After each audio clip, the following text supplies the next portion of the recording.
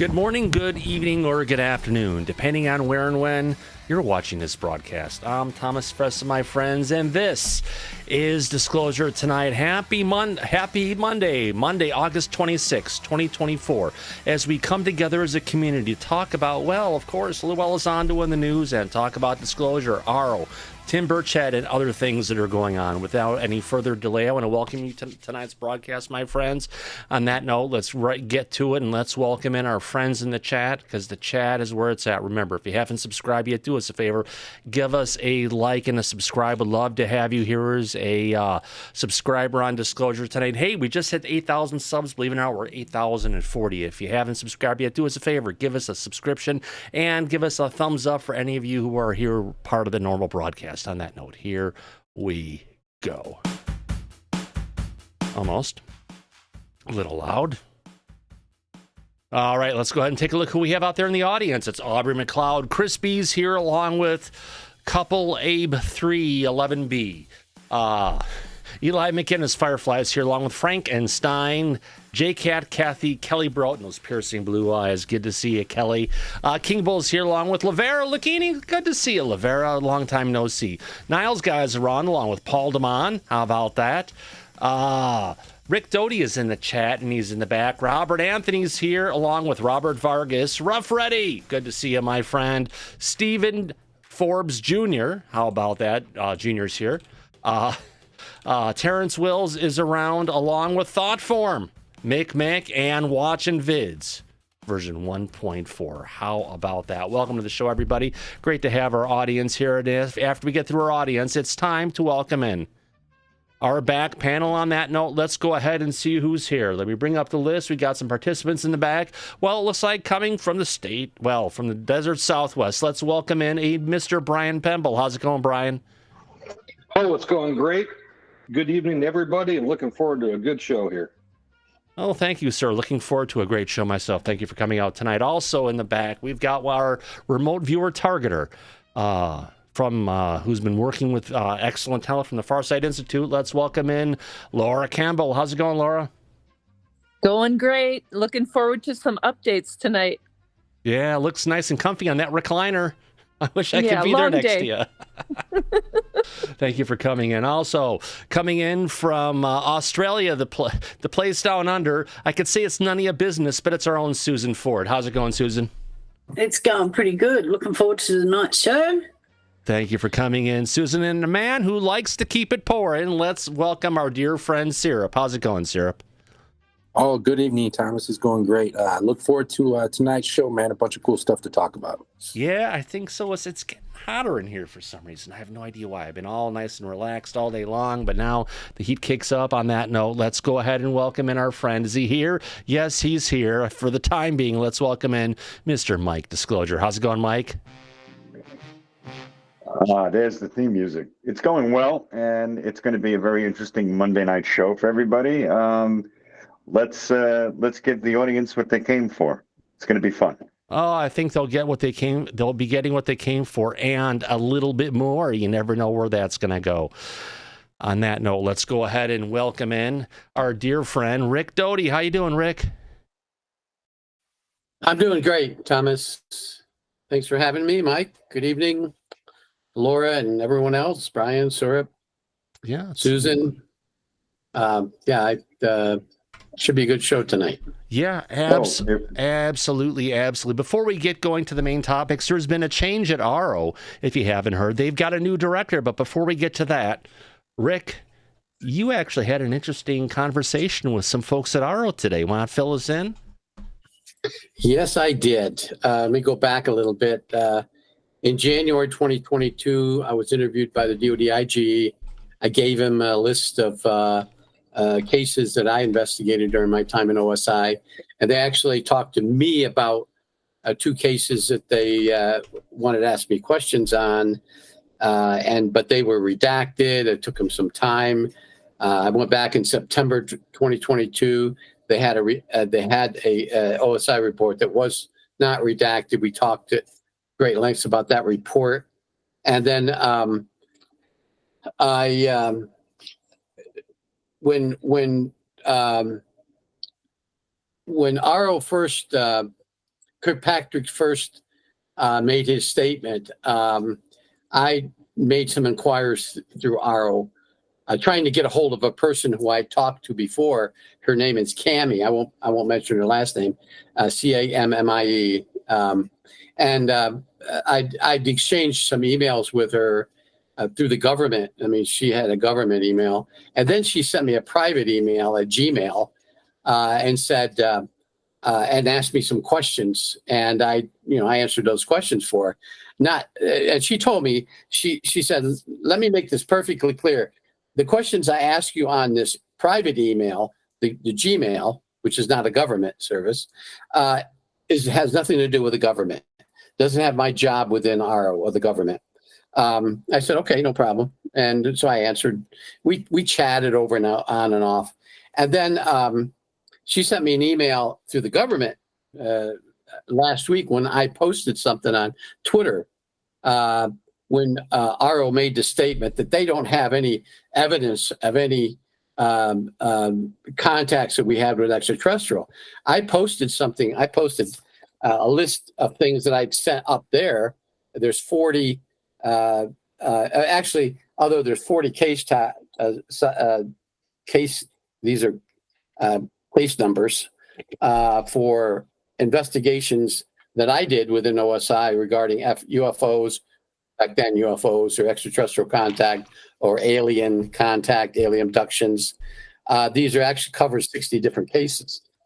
And then she sent me an email, and then she called me, and we had a really nice conversation. And what she said was, listen, Richard, we know you and many other people within the government intelligence community are talking about things that happened 30, 40, and some 50 years ago. She said, we in the AARO office, the All Domain Anomaly Resolution Office, we have no a mandate to go back that far.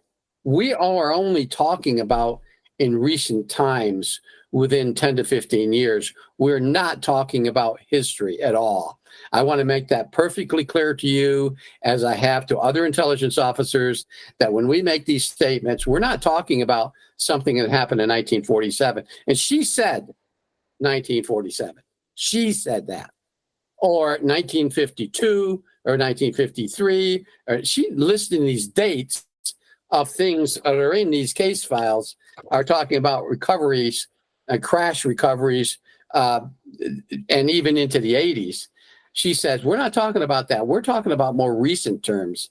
Our mandate doesn't go back that far. We're talking about recent history. That's what Congress wants to know about, and that's what our office is doing. So just to make it clear, and I'm not a spokesman for AARO, obviously. I mean, what I think of AARO and John Kirkpatrick. Now, this new guy, I asked her about the new guy, John Kozlowski. Kozlowski, yeah. Yeah. And she said, well, give him a chance. That's all she said. And then we talked about some other things that didn't have anything to do with the subject matter, but we got that taken care of. And that answered some of my questions, because one of the big questions I have is, why is AARO making such statements when there's documented proof of these things that happened years ago? People have come out at these reports. All you have to do is go back, and DOD IG has these reports. And she said, well, we don't interface with DOD IG. And because we're not looking at, she said, historical stuff is already, it's there, it's gone. It's really tough for us to get reports. We're talking about recent times. And so that's what our office is mandated to do. And so that answers my question. So just to give you a heads up on that. Yeah, but Rick, correct me if I'm wrong. Didn't AARO issue a historical report going all the way back to 47? Yes, it was mandated, though. Right. So how could you say AARO doesn't know anything about that? That's not correct. Well, yeah, that's a good question. I didn't bring that up to her, but I know that historical report went to members of Congress. Right. I know my home senator, Heinrich, he talked to me about that. He said it was somewhat redacted, but they did talk about Roswell. Well, don't forget, this is the first of 2 historical reports they're going to be bringing out, which means there's another one due within the next couple of months. Right. By November, yes. Yeah. Before the election. Anyway, surprise. Yeah. It'll be before the election. So that's my headlines today. She was a very, very nice, cordial lady, really professional, former Air Force officer. I think she's former. She could still be in the Air Force, but I think she's former. And when I finished talking to her, I called somebody within our group who knows her and asked him, but unfortunately he wasn't there, and I left a message and he hasn't got back to me yet. But so I'll find more information on her later. Yeah. Interesting enough, since we're there and we've already kind of talked about it a bit. Let me bring up his picture here. I'm sorry about that covering up for a second there, Rick. I've got a document I need to bring up on the big screen. Let me go ahead and cover it as I show it. Where is that at? Here we go. AARO got, actually, Brian, go ahead. Sorry about that. I missed you for a second there, my friend. No, that's fine. So, Rick, does this imply, and this is probably the case from the beginning and on a lot of these projects, that there's a public mandate and a classified mandate? Absolutely. Yeah. There's a request, a congressional inquiry, I think she said to me. She said, there's a congressional inquiry. And I would think, because it's congressional, it's coming from the House, but she didn't say Senate inquiry. She said congressional. I expect, and I think you would agree, that it's probably coming from the House of Representatives. Anyways, there is a congressional inquiry to AARO about historical events regarding UAPs. Interesting. To answer your question, Brian? Yes, absolutely. If I can be allowed a follow-up too, Sure, yeah. And I know that this might be slightly off topic, but there's been some rumblings about the October surprise. Normally I'd save this for the back chat, but You mean about the invasion? well, who knows what it's going to be? But apparently there's some government literature out there, memos or what have you, pre-disclosure and post-disclosure. Do you think that AARO has anything to do with this, or do you think those documents are legit? Well, I know exactly what you're talking about, because something was apparently leaked through the Director of Central Intelligence to a non-governmental office a quasi-government, I guess, that is located in Rosslyn, Virginia. It deals pretty much with technical security. It's a company that kind of L3 Harris is the company's name. It's a contract. It has many government contracts. This memo was leaked, what they say leaked, and it didn't have a classification on it, and it dealt with this surprise that's going to happen in October, and the surprise event or something to that effect. Now, when L3 Harris got that memo or email, they, even though it didn't say classified on there, secret or whatever, they, because it came from the offices of the Director of Central Intelligence, they assumed it was classified, and they weren't even supposed to get it. But it didn't say it was classified. And I think that's the memo people were talking about. I think Tucker Carlson knows about this. There's a guy in News Nation that knows about this. And there's somebody within MSNBC that knows about it. Now, the contents haven't been released, but the fact that this email came out about something that's going to happen in October is out there. Yeah, and the only contents, if I may, Thomas, is that there's a pre-disclosure world and a post-disclosure world sometime in October, and besides that, we don't know anything more about it. Now, from what I hear is that the markings were legitimate. Now, what you're saying is that it was not classified. That would be one discrepancy that I heard. Yeah, what I had heard, and I haven't seen it. Okay, so I don't say that I've seen it. I have not seen it, but I've been told about it, and there wasn't any. Now, when an email comes out from one government office to another through a Tempest system, email encrypted system, it always has the classification on it. And what you do is you get for instance, if I sent Thomas, if he worked in the DIA and I worked at CIA, and I sent Thomas a encrypted message, the first thing he's going to get is a header. He's going to get a header saying, I'm getting a classified message, and here's the classification. That you just got to kind of get a warning. And then within seconds, Thomas would have to do something to accept that message. Okay, that's the way the internal system. And then you get the message saying whatever it was. And I think that's and what I heard, it didn't have any markings on it. But maybe Brian, maybe you know something I don't know. Interesting enough, to say the least. Wow. Before we get too far off topic here, and before we jump into the stuff coming about the new director of AARO, we do have a couple topics I want to cover about Lue Elizondo first. I'm sure that's why a lot of people popped up in here today. What we've got here is a recording. We got a couple clips here from Coast to Coast AM, of which I'm going to go ahead and get into. Where is the fair use text, just in case? I'm going to go ahead and play this back, just as we are playing a report that came from... let me get this here, Thomas, away where I want to go to document. Here we go. From Coast to Coast Radio. In this clip, what we've got here is George Knapp. I don't think they're ever going to disclose this unless they're dragged kicking and screaming into it. And Lue Elizondo goes on to answer that question. Let's listen to this clip from Coast to Coast Radio last night with none other than Lue Elizondo. Here we go, folks. Time ago, and I understand people. Wait. Wrong. I'm in Safari. You should be able to hear it. Let me make sure, double check. Okay, here we go. Yeah, we got it.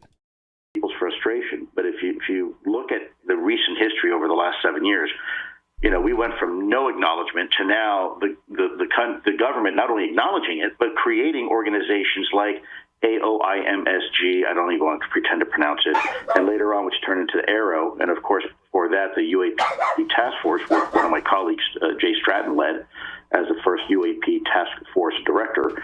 The government is responding, and now you have this landmark legislation that has already been, some of it's already been passed in the last couple of years, which was, incredible milestone to begin with, and now you have more that's being proposed that's about to hit the floor to be voted on.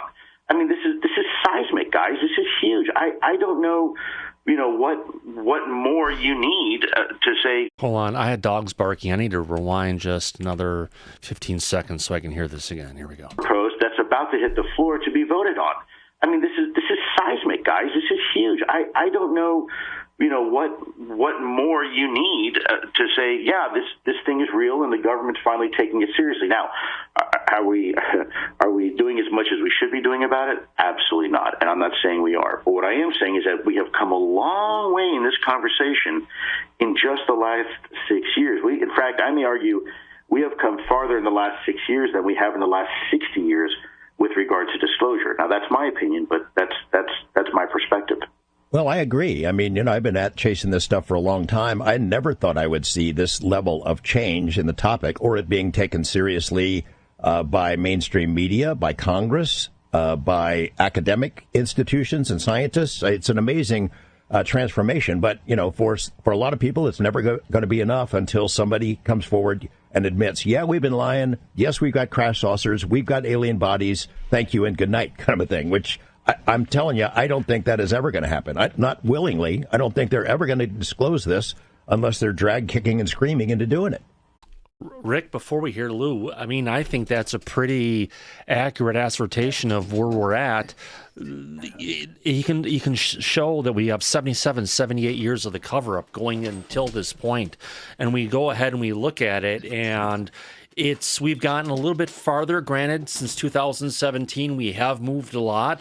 But in reality, it's been stalled and not moving forward without someone at the helm bringing it forward. Now, we've had Lue going and coming out again, which is going to help the movement kind of gain some momentum again from what was shut down from Sean Kirkpatrick and AARO. What are your thoughts? Well, that's right. And I'd like to say George has been around about 35 years doing this, delving into it. George Knapp and George Norrie also. What we got to remember is there are two forces in play here. You have a force, the public, us in the public, demanding disclosure.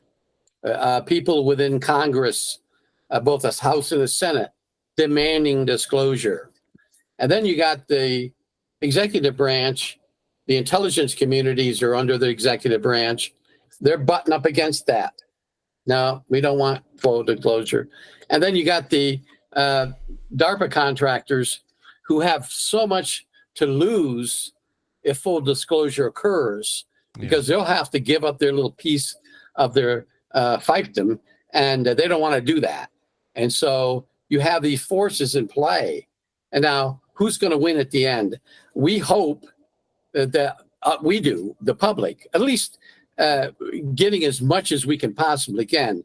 I don't think there's anybody out there that believes that we're going to get 100% of everything the government has regarding UAPs, UFOs, alien contact, non-human intelligence technology. That's never going to happen. But just the acknowledgement that we've had contact with extraterrestrials and we've recovered some crafts and bodies would satisfy most people. I couldn't agree with you more. I mean, it's something that'll be reiterated. You know, we have Tim Burchett, who's going to be coming on, and we've got a news clip coming from News Nation later today where he warns that the ultimate decision on releasing what the government knows about UAP may have to come from the White House. He said, quote, "We're going to have a president with the guts to say, let's release all of them. Let's turn them loose," end quote. So, you know, finally, you know, here in Disclosure Tonight, we've been talking this for a while. It's a presidential cover-up. It's an executive branch cover-up. If you look at all the agencies who are all involved in the cover-up, they're all part of the executive branch. So it's right for the legislative branch to try and bring it forward. And I'm, you know, it's going to take time, but I'm excited for the times ahead. I think you're muted, Rick. There you go. I'm sorry. I agree. I think we're going to get something eventually. And you got to remember that there's one person in the government that can declassify this stuff, the president, tomorrow morning. And that's the president of the United States under Code of Federal Regulation 32. He has he's a sole person in the government that can declassip it. And he could do it. Biden could do it tomorrow. And, you know, there's other presidents that promised. I know Bush, too, in 2007 said he's going to, and that was played. There's a clip on Facebook of what Bush said, President Bush said, I'm going to release what I can. Well, he clarified that later by saying, I told you I would release what I can. And unfortunately, I can't release anything right now. So okay, if there wasn't anything, he couldn't say that. So, and that's the bummer that we have. Yeah. Obama had a chance to do it. Trump had a chance to do it, and But it sounds like there may be a greater chance because he said he's open to it in recent conversations with one of the Paul brothers on a podcast. But also, we now have RFK Jr., little Bobby Kennedy, joining the Trump campaign and going to be someone who's going to be part of the cabinet. So now we have someone who's going to be there to also push it forward, besides potentially the Trump administration. They've already said they want to release everything on Kennedy, the whole thing. And before I thought they had said they wanted to put RFK in charge of it. So that'd be one hell of a task, cleaning up the IC on Kennedy and UFOs at the same time. Yeah, I think we would be surprised. There's 3,000 documents still classified regarding. Oh, I'm sure there's more than that. And, well, that's what they were saying. Yeah. And then there's 1,260 documents regarding Robert Kennedy's death. And so I would love to see those documents. And, who knows how you connect the dots in this. Yeah. But I think something's going to come. And I sure hope if Trump becomes president that he stands up to what he said, that he would release the documents. Absolutely. Let's continue on with this clip here. Thanks for the interaction. I really enjoy the time we have on air and the conversations we have, Rick. You're a gem of an individual for what you know and what you bring to the table, and how you continue to try and move the conversation forward. Thank you, Thomas. Absolutely. Here we go. Or George, something happens that forces the conversation, right? An event occurs. So that was one of my concerns, and some of my colleagues back in the Pentagon was, look, what if the decision is made for us?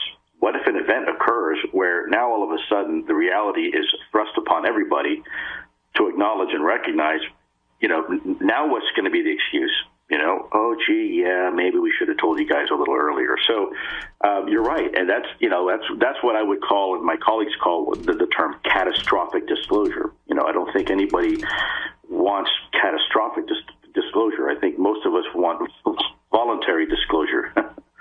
Well, I want to talk about why they don't make that kind of an unavoidable, undeniable demonstration of some sort. We're going to get into that and what their long-term agenda might be in our next segment. We're going to use some songs in this hour.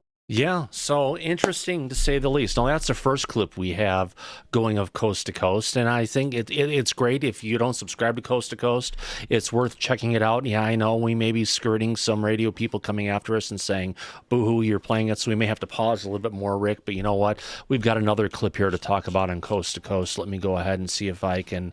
no, don't want to go there. Let me get back to the conversation while I set this up for everybody. Gotta have a good one. Yeah, Safari browser doesn't necessarily. All right, let's get to that one.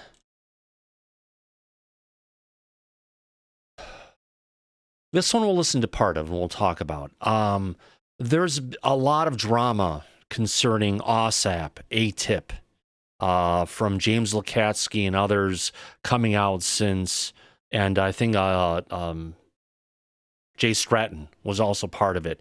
And I think this is going to get into part of that conversation. And then I think somewhere I have a quote on this from Lue that was earlier today in his tweets.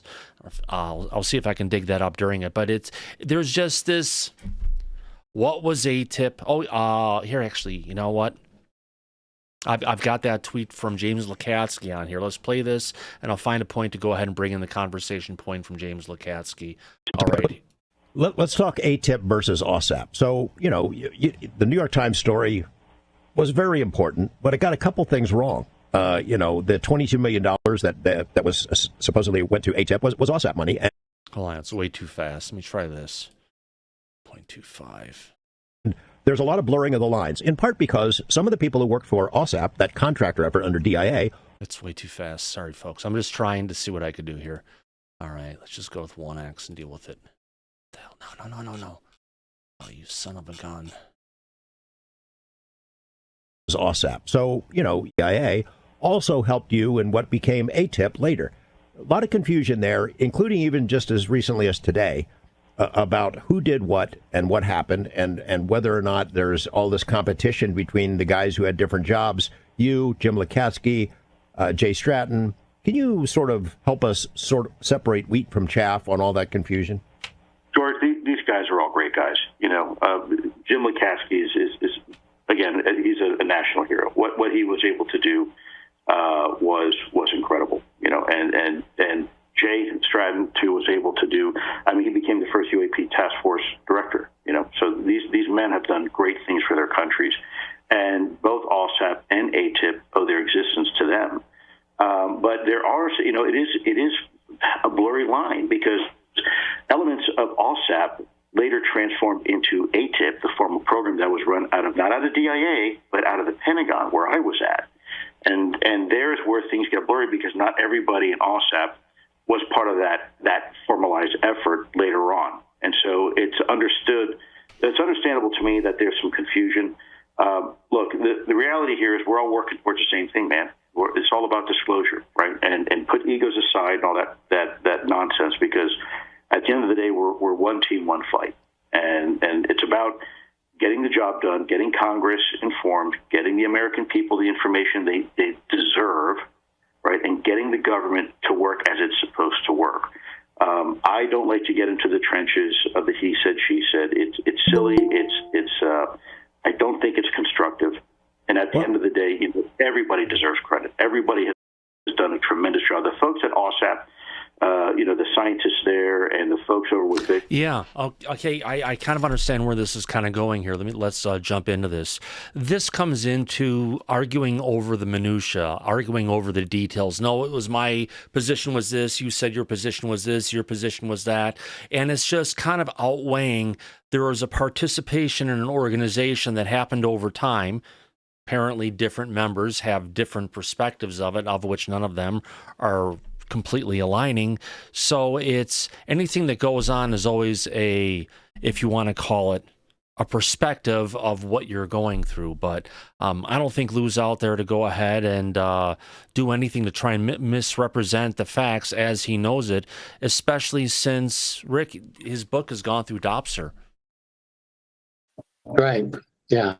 And another question I had is how much of it was other than what was redacted in the book and shows the redaction in the book, how much of it was could never get through the process? And there's rumors here. That Anthony guy said that there were 20 pages that couldn't get in the book, and I don't know if that's true. And I've sent a email to Lue asking him that question, and he hasn't responded. I'm sure he's gotten hundreds and hundreds of emails, maybe thousands of emails from other people. But one of the things that we all have to understand is Lue was just part of this, and he says it. He said it in the book. He wasn't in control of everything. Mm-hmm. He had access to a lot of things, but there were some parties, he says, within the CIA, the NSA, the DIA, that wouldn't share information, and Air Force. So those are the things, the files that we need to look at. We need to get those people, those agencies, those offices to open up their files, because Lue had access, but he didn't have access to everything. Yeah. Great points, my friend. Talking about what Lue does or doesn't know, him just going ahead talking about his book that came out recently. We've got a clip coming up from News Nation where we've got Lue Elizondo going ahead and talking about his book and giving us additional insight that I think every single one of our audience will appreciate. Let me go ahead and bring up this document here, or video, I mean. Oh, let's see if I can get it to here. Hold on. Probably... all guest. All right, here we go. Let me get this just set up a little bit more. Okay, we got that. This set. Okay. And one more second here, folks. I want to go to here. Transform. I want to unflip horizontal. Yeah. There we go. Okay, almost got that. I want to get that to full screen so everybody can see everything, because you deserve it. Best audience ever. Thank you for putting up with my BS. I try. I really do. All right, here we go. Let's. You'll appreciate it once we get there. All right, let's start this up. Here we go, folks. All right. Do aliens exist, and are they just as curious about humans as we are interested in them? News Nation special correspondent Ross Coldhart got an inside look at what the American government might know about non-human life in an exclusive interview with a former Pentagon official titled Confessions of a UFO Hunter. Ross, we're not alone. We are not alone in this universe, and it is a simple fact. And the U.S. government has been aware of that fact now for decades. That former Pentagon official and UFO hunter Lue Elizondo joins me live. He's also the author of the book Imminent: Inside the Pentagon's Hunt for UFOs. Lue, good morning to you. Thank you for joining us. You make a lot of claims regarding UFOs and UAPs, including alien abduction and the government attempting to lure extraterrestrials by using nuclear weapons. What's the response been since News Nation's exclusive interview aired on Friday? Well, good morning, and thank you very much for having me.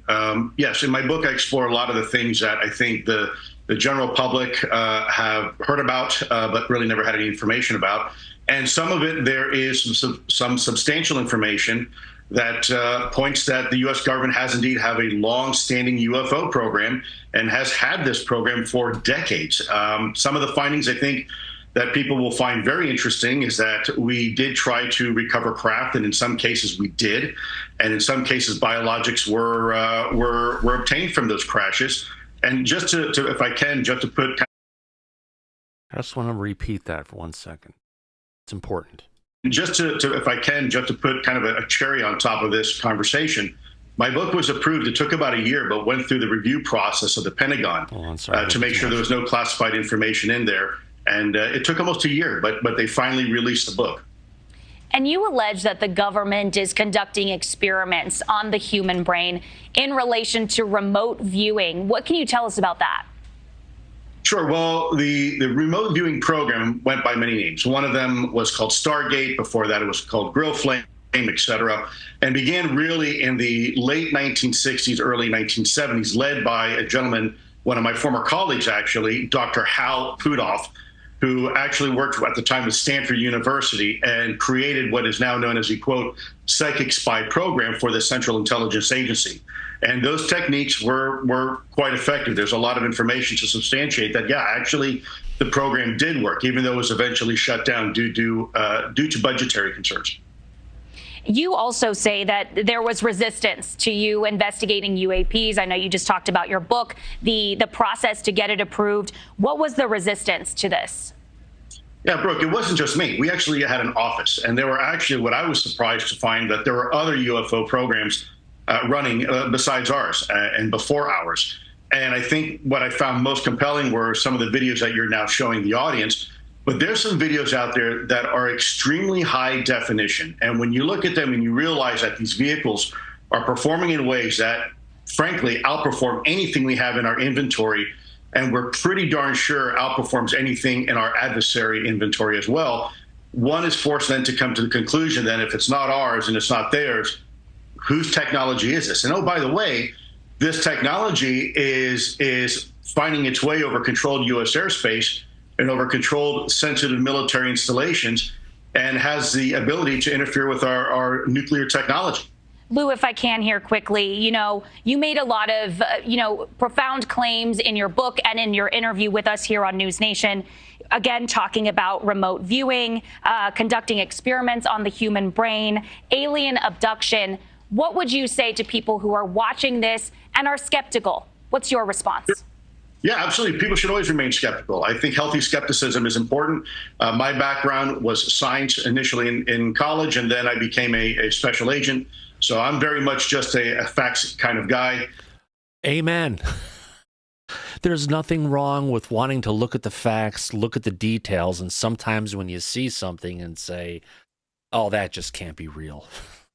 And you have to follow that gut instinct, follow the research, follow the information to get there. You know what I mean, Rick? You've been in this so many years. I'm sure you know what I mean.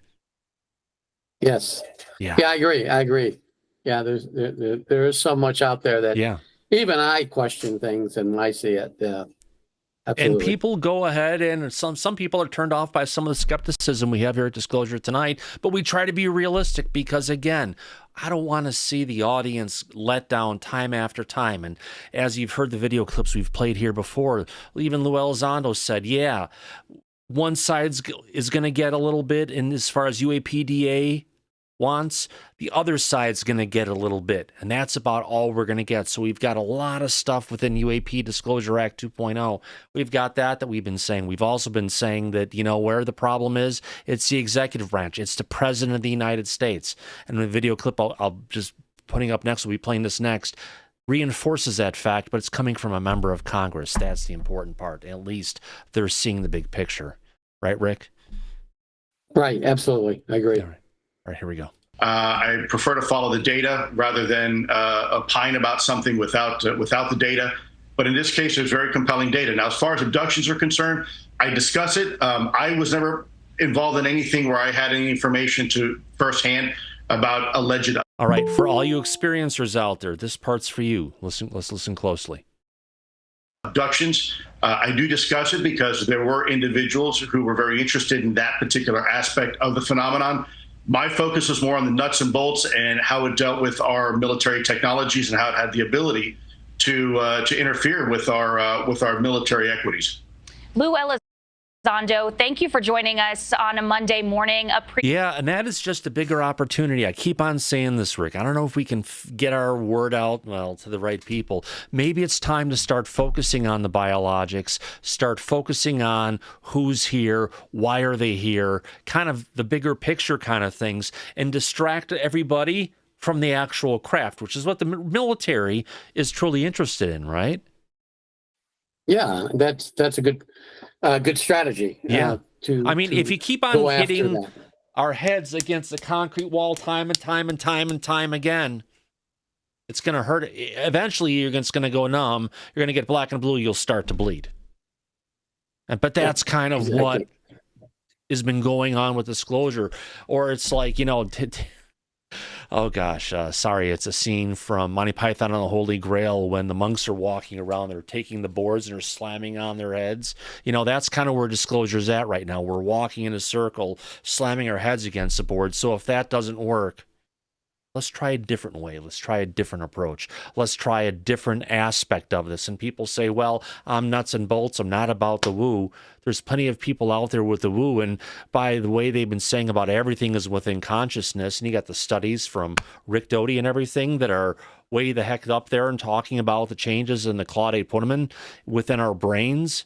That's a way to actually quantify it physically with humans that are within the population right now and actually do something about it. Imagine if we had a major drive to get 1 million people an MRI to scan their brains, right? We're going to find a good percentage of the people with this. It's going to give us a good randomization, a good way to do it. But, it's just a way we've just got to look, what do we know? How can we take that bit, what we know, and turn it into something? We'll talk about this one later. That was just a really good brainstorm on that one. But that could help us get somewhere and identify a wide audience and use that to start putting together the puzzle pieces. Why all these people? What's going on between it? What are the biological signs, if anything else, that goes on with it? What's the familial history to be able to build up the demographics on this? Either way, sorry, my mind is expanding as we're talking about this. On that note, let's get on to our next clip where we've got something interview with Representative Tim Burchett from the House of Representatives. This is a really good one, folks. Let's go ahead and get this up and let's play it. Here we go. And one U.S. representative who has been among the chorus calling for more government transparency regarding UAPs, Tim Burchett, joining us now. Representative, thank you for taking the time on your birthday, no less. Happy birthday. We appreciate it. Yeah, I never thought I'd get to be 60. Here I am. Here you are. Representative, given the increasing numbers of individuals who are coming forward with claims about UAPs, do you believe the government can still credibly deny its involvement or its awareness? No, ma'am, it can't. For I don't know, over a decade. For decades, they said they didn't exist. They weren't investigating. Then now they won't release the files. My buddy Lue Elizondo is an American hero. He's got a new book coming out. I can't wait to read it. But he is correct. They are every time we turn around, we have some little smart aleck kid with a man bun telling us in one of these government facilities telling us they don't exist. And then I say, well, what about this incident, or what about this report? And they'll say, well, I don't have anything on that. I don't know what you're talking about. It's just, it goes on and on and on. What's going to have to happen, ma'am? We're going to have a president with the guts to say, let's release all of them. Let's turn them loose. The American public can handle it. This has been a cover-up for whatever reason. I don't know where they're coming from. I don't know where. But, man, when I talk to the best pilots in the world, one of them told me, he said, Tim, this thing was 14 feet from my canopy. I could not misidentify it. He didn't say 15 feet. He didn't say 20. He said 14. And, it just goes on and on. I talked to former admirals, people in the intelligence agency. It's not just, some redneck from Tennessee who says, something's going on. I've never seen anything that I couldn't identify. But I've talked to a lot of qualified people who are. And those videos you're seeing right now are taken by our military personnel that the government said did not exist, and they cannot explain those. I hear that. And I know your message tonight, turn them loose. As a Republican, how do you reconcile the need for national security with the public's right to know about potential encounters with any non-human technology? Well, it goes deeper than that. As an American, ma'am, I think that the American public has a right to know. It's not national security. They use it to cover up this thing with national security. Granted, if some of our secret apparatus is filming this at some certain location we're not supposed to be at, I understand that. But there's just too much. And if we have credible people telling us that they have recovered craft, recovered bodies, and dadgummit, we ought to be able to see that information and just quit with the cover up. It just makes no sense whatsoever. It's an arrogance. It's about power. It's about money. It's about all those things that drives both political parties. And let's be honest, they're both crooked. Both parties are crooked. Ours just happens to be a little less crooked than theirs is. Very quickly, Representative, can we expect any new congressional hearings with new whistleblowers on the horizon? Yes, ma'am. We'll be announcing something. I will not be chairing it, but they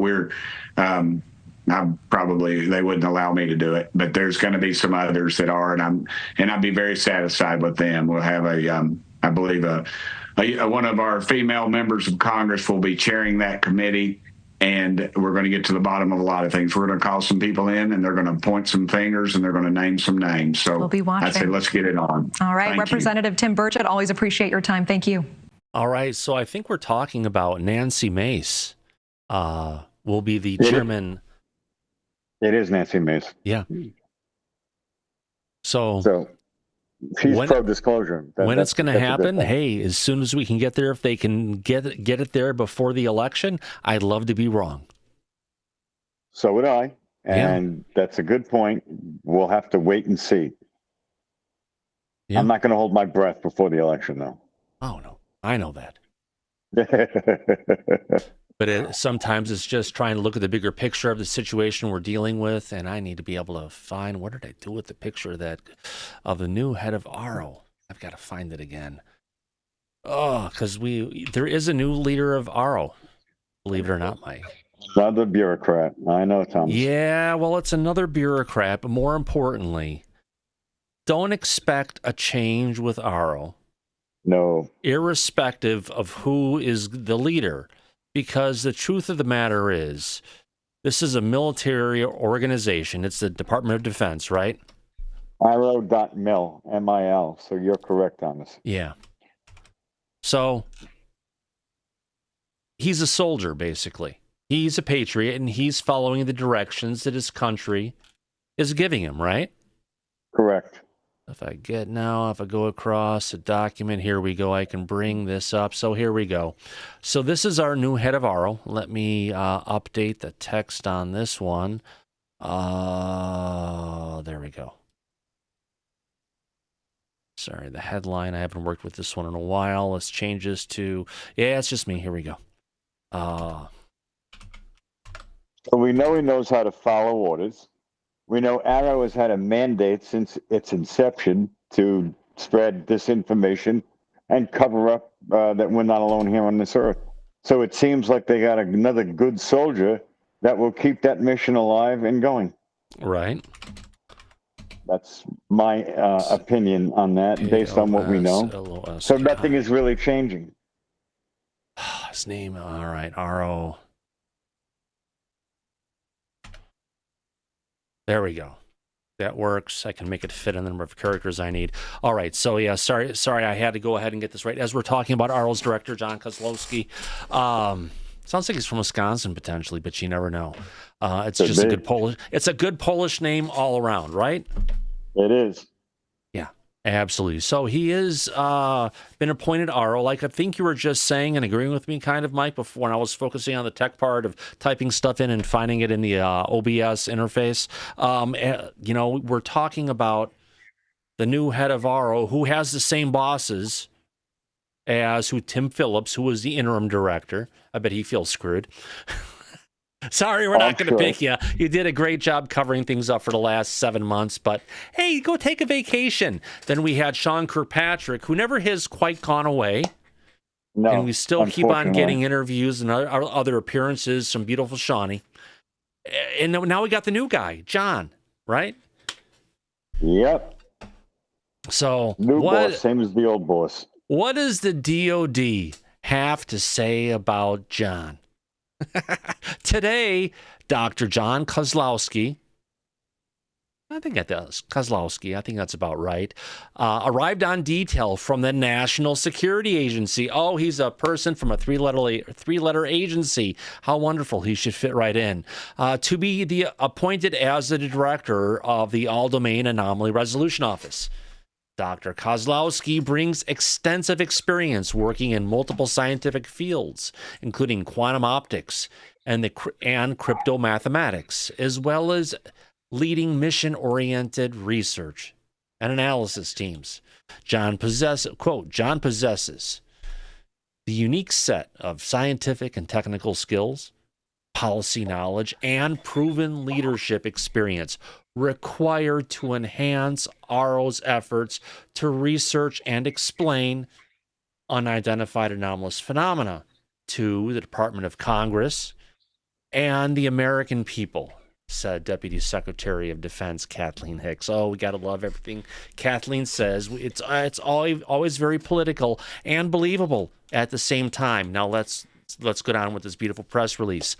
As the AARO director, Dr. Kozlowski will head the DoD's efforts in coordination with the intelligence community, like the place he came from, the NSA, to minimize technical and intelligence surprise by synchronizing scientific intelligence and operational detection, identification, attribution, and mitigation of unidentified anomalous phenomena in the vicinity of national security areas. Oh, in other words, hey, if there's some kind of UFO going on in your neighborhood, American people, fuck off. We're not going to do anything, but that's the truth of it. Again, in our national security areas. Does national security include the entire borders of the United States? I would love it to, because if we have UFOs going after our citizens for abductions and other stuff, don't you think we should know about that, and that should be as equal precedence to going against our military?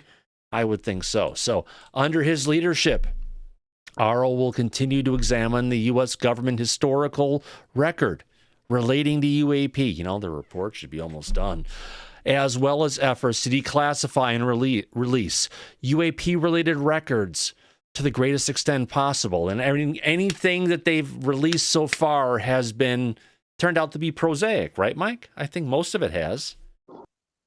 Yeah, almost all of it has. Yeah.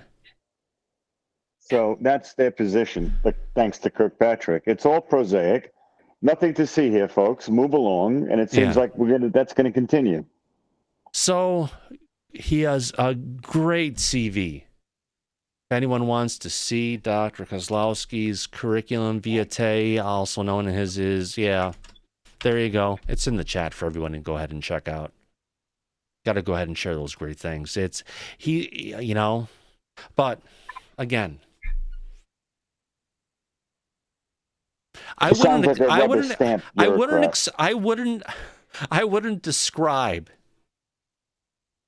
John with hope or joy or change. Oh, no. Seems like a good soldier who's going to do well in a military organization. Yeah. And we're coming from a military organization that has A, supported disclosure, or B, covered it up as hard as they possibly can. Do a poll. We haven't done one in a while for the audience. Put that in exactly. With Yeah, A&B. we can do this. All right, we can do this. All right, start a Q&A. It's going to be one-sided on this one. What was the question again, Mike? Are we going to have AARO be the same as it was, or is it going to be a new organization? Oh.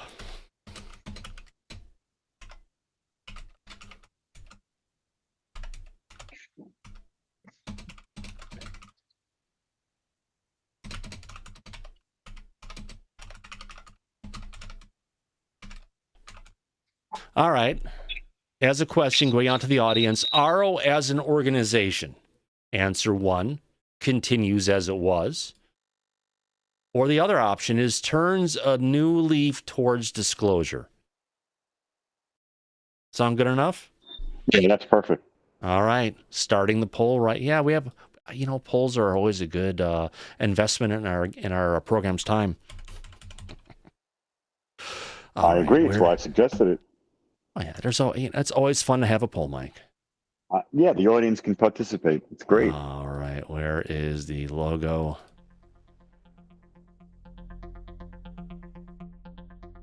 All right. See, here we go. As an organization, AARO as an organization, our audience is saying 81% continues as it was, or 19%, about an 80-20 split, turns a new leaf towards disclosure. That means AARO is going to go ahead. Oh, let me get rid of this thing right here. AARO is going to go ahead and turn a new leaf. They're going to start disclosing as much information as they possibly can. I think that's a hard one for even me to swallow, honestly. Why can't I find it? There we go. Go over the headline. Mike, what's your vote on this one? Oh, it's going to be the same as it's been. That's my vote. Absolutely. Rick, what's your thought? Who do you vote for? Are they going to be? Is AARO going to be the same, or are they going to turn a new leaf towards disclosure?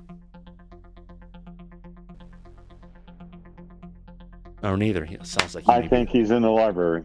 Oh, there you go. It's a perfect time to be. Anyway, so that gives us an answer on this one. I think we can go ahead and end this poll. Actually, there you go. I just got back. I was in the library. I'd say same. It's going to be the same. Excellent. Yeah, I think it's going to be the same as well. So, we've had a good show tonight. We've talked about where we're going. We've got new leadership in AARO. We've had a couple videos coming in, but I do have one last clip as our audience starts to fade out that I want to go ahead and cover. This is just to reinfact that we've got President Trump is going to be declassifying all of the Kennedy documents, which may include information about UFOs, which could have led to his death by the CIA or FBI or who may have done it. Let me go ahead and let's just play this little news clip from News Nation earlier today. Former President Trump vows to unseal thousands of remaining documents related to the assassination of President John F. Kennedy. Mr. Trump made the announcement after getting an endorsement from Robert F. Kennedy Jr., reigniting speculation about what those documents from the Warren Commission, which investigated the assassination back in 1964, might reveal, if anything. News Nation's Elizabeth Pran has more this morning. Elizabeth, some of these documents, though, were already released. Where do we stand right now? Yeah, you're right, Brooke. If you've been following this for decades, Congress passed a law back in 1992 to put a rest to all the back and forth, right? Any questions about the assassination. So they wanted to declassify and make public all of the documents by 2017. But here we are in 2024, and there is still about 3,000, if not more, between 3,000 and 4,000 documents that are either redacted or completely confidential. You might be wondering why. Experts point to national security concerns. And we heard that from former President Trump. He's done a number of interviews saying that he will be releasing all of the documents. He released about 50,000 when he was in office. He said he didn't release all of them because people who he trusted cited national security concerns, as I mentioned. President Biden has attempted to leave it to different agencies. So we've seen him make moves in 2022 to let those individual agencies release the documents. Now, candidate Trump Trump says he will appoint a panel of top experts, and they will be releasing all of the additional documents. Here he is. I am announcing tonight that upon my election, I will establish a new independent presidential commission on assassination attempts. And they will be tasked with releasing all of the remaining documents pertaining to the assassination of President John F. Kennedy. And you can see President Kennedy's nephew there, RFK Jr., who has long said that he wants all of the documents released. This was during his endorsement of the candidate on Friday. Brooke. All right, Elizabeth Pran with that report. Thank you so much. Appreciate it. Okay, thanks for watching. So, Rick, that is a pretty big step forward. Absolutely. Yeah. There are at least 3,000 documents. I'm a buff on this stuff. I really am interested in this subject. When the 50,000 documents were released during the Trump administration, I spent months delving through those documents and finding a lot of information about finger pointing, that some of the conspiracy that were started by different people, some of those conspiracies actually has fuel based on some of those documents. And I just can't wait until the rest of them are out in the public, because I know there's a lot of information that we can't or we haven't gotten. And I understand that a lot of these documents are classified because there's sources and methods that we got information from a particular intelligence agency from another country, and our spies within Cuba and things like that. But I think it's going to be interesting when we see these. And I actually think that there are going to be some documents that we can put together and connect them to the UAP story. Yeah. Well, I have a quick question for you, Rick, considering that you've done this as a hobby and with your experience in the government. My question is, Trump said that when he was in office, he failed to release all of that information from over 61 years ago because he was advised that it's a matter of national security. Well, last time I checked, everybody from back then is dead. So what in the 21st century from over 61 years ago would threaten our national security today? I don't see the only thing I can think of is the sources and methods. We may have some kind of a intelligence system that nobody knows about that we're getting information from. Tap on a phone or tap on something in some other country, and these documents would disclose that. But that's an easy remedy. All you have to do is redact that part of it, or part of the information. We don't care how they got the information, where it came from. We want the meat of the information. That's what's interesting. I think the government can do that. They can redact the spying stuff or the intercept stuff of Title IIIs or whatever, the bugs that they planted in some embassy. But we don't care about where it came from. We just want to read what exists and what the government has been hiding for 61 years. Oh, no, I agree. But the thing is this. They can release that information if they wanted to, obviously. But considering we're talking about over 61 years ago, everything technology-wise from back then is completely obsolete. Oh, God. And anyone who was alive is long dead. So what would the argument be nowadays where it would still threaten national security? My answer is, or my opinion on that would be, nothing that makes any sense to any of us. They just don't want it to come out. Now, the question then remains, why the hell don't they want that to come out? Yeah, there's intricacies. There's intricacies within the intelligence. And I can think of a few. There's so many intricacies of operational security that the government doesn't want us to know. But You know, they could redact that stuff. We don't really care. We just want the meat of the stuff. And I think there's some things that we just, you know, the layperson just can't imagine that the government would try to be hiding even after 61 years. But I can tell you, when I was an intelligence officer in Europe, we had spies that had been operating behind the enemy line, so to speak, and behind the Iron Curtain for over 25, 30 years. And they're still operating. Today, I'm sure they're all dead. But so there may be some other reason why we just can't think of it that they would be doing that. But I'm for releasing all of it and let the government, like you said, what can be still classified after all these years? Well, maybe there is some stuff, but let's just release all of it. I don't think it's going to matter if it discloses a spy within the Cuban government who's probably died, 30 years ago. Right, but let's say it exposes an operational plan by the CIA to assassinate Kennedy. I think then, that would be something they would never want to come out. No, that's the conspiracy that I'm talking about. That there's probably is a connection.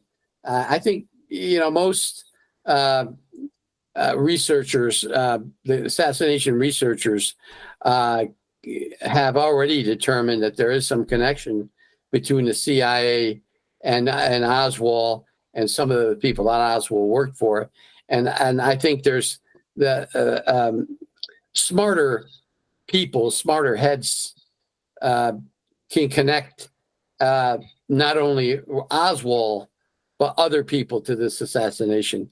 I personally think there was more than one gunman. At least three, according to the investigations that have been done. I agree. But now here's the thing. Obviously, what happened was Kennedy, when he fired Allen Dulles, he said that he wanted to completely destroy the CIA, remove them off the face of the earth. Someone high up within intelligence from the CIA probably decided at that point it's either kill or be killed. And that's something they still wouldn't want to come out 61 plus years later. But if they put RFK Jr. into the CIA, you'll see how quickly that changes. He's not going to hide any of that about his family. But I can't wait for that to happen. Yeah. Yeah. I agree. I agree. Interesting conversation and a lot of things that open up with regards to bringing out the truth, getting rid of government corruption. This is really what we're talking about here, Rick, is corruption and lies that are purported across the United States people and people of Congress to acts of criminal acts that have been covered up and enabled for years. And I think the only way you're ever going to be able to get someone to come clean is to bring out the truth and take the appropriate steps to make sure this stuff never happens again. What is it you've always said, Thomas? Sunlight disinfects everything? Oh, yeah. I think that's true. Yeah. That's absolutely. what they need here. Yeah. A lot of and interest. Kennedy might be the one to shine that light. I have to say, a lot of interest in the conversation we've got going on right now. Strong audience. Is there anything else you want to cover on this, Mike, with Rick? Well, until Trump gets reelected and he assigns Kennedy into the cabinet over the intelligence community, I don't think we're going to get much more than we already have. Yep. That's where we're at with this. But it may happen. It could happen. Yeah. So. Absolutely. And it looks like I've screwed up my OBS configuration, so I just created a backup and everything. Can't wait to end the show. And I can go ahead and fix what I blew up. Yeah, I screwed up the whole city scene. I have no idea what the hell I did. That's one of those things. You're working with the show live as things are going on and you screw things up. Anyway, Mike, thanks for coming out tonight. It's great to have you back. Oh, my pleasure. It was fun to be here. We're almost 90 minutes in, so yeah, we could wrap it up. Oh, yeah, absolutely. Also, thanking for the people who gave us some super chats tonight. Rick, holy cow, you got a super chat in. I didn't even see that you did. Thank you very much, my friend. Oh, I kind of snuck that in early. at the beginning. Yeah, you're welcome. You're welcome. You called me when I wasn't deserve it. looking. I also want to thank FaZe Will and Lucky Lavera Lucchini. Thank you very much for your love and support of everything on Disclosure tonight. More importantly, I want to thank our friends who have been in the chat all night tonight. Who would that be? That would be Austin, Brian Bushlight, couple Abe3 11B. Interesting name. Watch, I'm going to say it enough times and something magic is going to pop up in front of me. David, thanks for coming out. Digger Dog, Eli McGinnis, Firefly, Flat Six, Heiser Soze, a bunch of new people in the chat today. It looks like welcome. Thank you for joining Disclosure tonight. Wonderful to have you here as being members. Jan, JCat, JPF78. Kathy, Kelly Broughton, those piercing blue eyes. King Bull, Lavera Lucchini, Little's been around, Mick, Necessary Dialogue. Who else? Paul Damon, Pip Dennison, Shelly Montgomery. Thank you for coming out tonight, my dear lady. Terrence Wills, Tets, The Chromosome Cowboy, Tia Loreno, Tim Hoffman, Truth Seeker, and Watching Vids, of course, 1.4. You've been here the whole day. Thank you very much. Appreciate that, or the whole night for that matter. Also want to thank the people in the back who have been around and interacting with us during the show. Make sure the volumes are not too loud. Yeah, it probably is. Lower that. Lower it down this way. All right, there we go. A little bit better. Let's thank Brian Pemble. Thanks for coming out tonight, Brian. Absolutely. Thomas, Mike, and Rick, you guys put on a spectacular show. I love it every time. The info's top-notch. Once again, everybody here in the chat, you guys are getting stuff 2 weeks, 3 weeks, a year in advance of everybody else. Great job. Yeah, we follow the information where it leads us.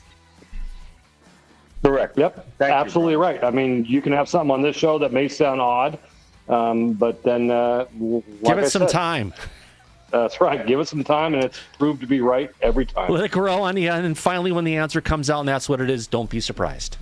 I stopped being surprised many years ago, and I just started following what I'm sent. So. Give it some time, and you'll hear other shows talking about it afterwards, like they always do. You better believe it. Also, want to thank Laura Campbell. Thanks for coming out tonight, Laura. Thanks, Thomas. I'm going to be targeting the entire month of October. Oh, that's for sure. Seeing what we can drag up. I know that the 18th is the release of the UFO information deadline. Oh, that I had on my calendar. So are you preparing to give us a Shocktober? I can do that. Oh, looking forward for it, my dear lady. Absolutely. Also want to thank Syrup for coming out tonight. I think you asked a question somewhere in there, didn't you? I was actually just doing a lot of listening. It was a good show tonight, though, Thomas. Very good Thank you. I appreciate that. Yeah, I had a great time, a fun time for that matter. It's amazing what happens when there's actually news we can cover. And there's a lot more stuff that we've been able to cover, but it's been a fun hour and a half for that matter. On that note, I also want to thank Mike. Thanks for coming in tonight, my friend, along with Rick. Oh, my pleasure. It was fun. I'm glad we had a chance to all hang out together. That made it fun. Yeah. And Rick, thank you for being here again. Oh, you're welcome. Yeah, I enjoyed it. I really enjoyed it. Had a great show tonight. Always a fun time on a Monday, and as we usually say at the end of every broadcast, eyes open, no fear, be safe, everyone, but go back to Party City where you belong. Absolutely. We'll catch you on the flip side. Good night, everybody. I'll come back now here. See you soon. Bye-bye.